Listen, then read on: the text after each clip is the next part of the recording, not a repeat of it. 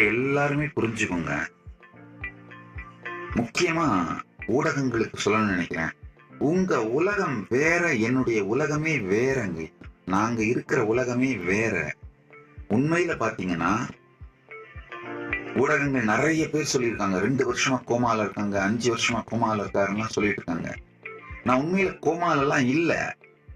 ஆனா இப்போ 2 வருஷமா இந்த செய்திகள் எல்லாம் பார்க்காம இருந்துட்டு, இப்ப ஜஸ்ட் ஒரு லாஸ்ட் 24 ஹவர்ஸா இந்த செய்திகள் எல்லாம் பார்க்கும்போது எனக்கு தெரியுது, அப்பா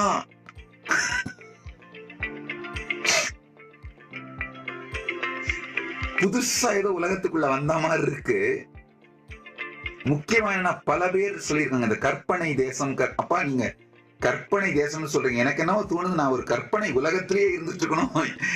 உங்க உலகம் கற்பனை உலகம்னு நான் நினைக்கிறேன்.